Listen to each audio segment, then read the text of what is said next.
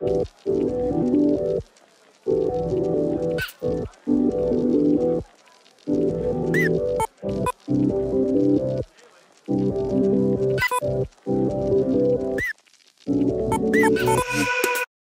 bonjour, je suis caché parce que je suis derrière la caméra, ici Pérénance des Indécents et je suis avec Batro. Salut. Comment ça va? Ça va, ouais, nickel. L'année dernière tu nous avais présenté au Fige la trilogie de la crasse qui était à crowdfunding et ça y est, c'est sorti. Yes.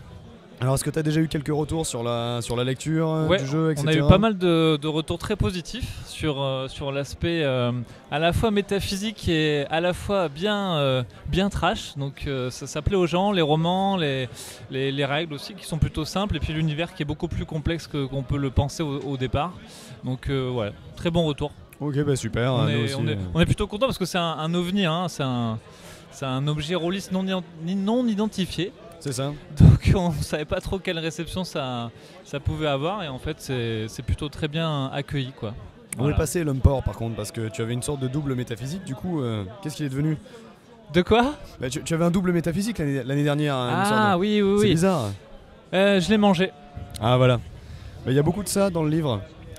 Il n'y a pas que ça, il y a aussi des cafards et des mouches. Bon, c'est bien. On garde une certaine... comment on appelle ça? Insectoisation. Voilà, une insectoisation. Mais on n'est pas là pour ça, parce qu'il y a d'autres sorties aussi qui sont proposées par Batro Games. Et quelles sont-elles? Alors, déjà on aura Mantra, la deuxième version, Oniropunk, qui va paraître dans les mois à suivre.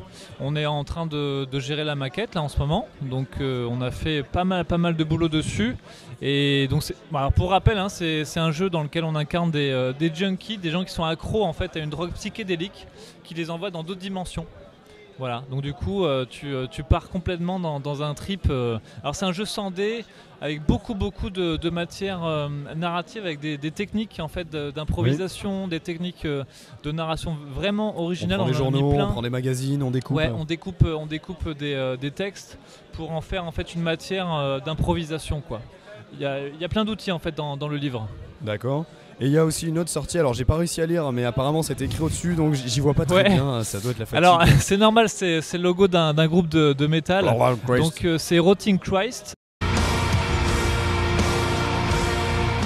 C'est un jeu musical, on incarne des musiciens en fait, guitaristes, batteurs, bassistes, etc. et qui plongent en enfer pour tout simplement aller chercher un autre groupe de métal, tu vois, qui est prisonnier de espèce de Jésus-Christ démoniaque qui a tourné complètement taré et donc avec leurs instruments, leur musique, en fait ça devient leur pouvoir, quoi.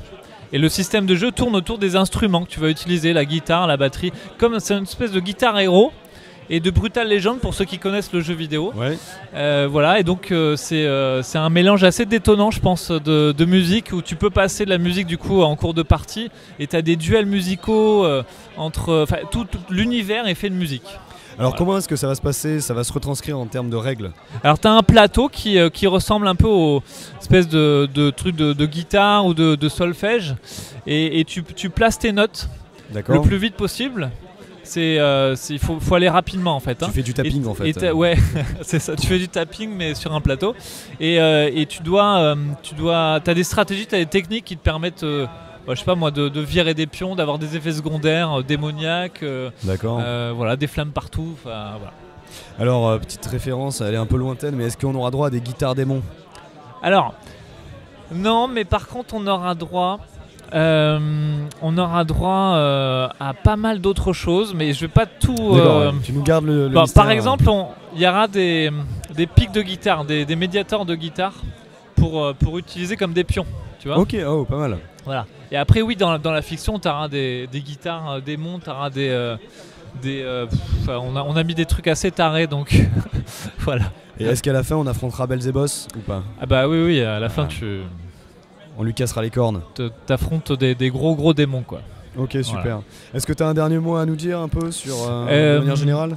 Écoutez, là ce soir on a la remise des prix du Graal d'or à Cannes. Et on est plutôt content à Batro Games parce que du coup on a deux jeux qui sont primés, Mantoid et... primés, nominés. Oui. Mantoid et Colonel Gothic. Et voilà, donc on espère avoir une petite récompense, ce serait super cool quoi. On retranscrira ça en vidéo ce soir, on va un peu mettre en place les caméras cet après-midi et je vais essayer de voir si j'arrive à avoir des infos. On verra. J'en sais pas plus. Ouais, moi non plus. Ça marche, merci à toi pour Allez, le ciao. temps que tu nous as donné et à bientôt. À plaisir, ciao.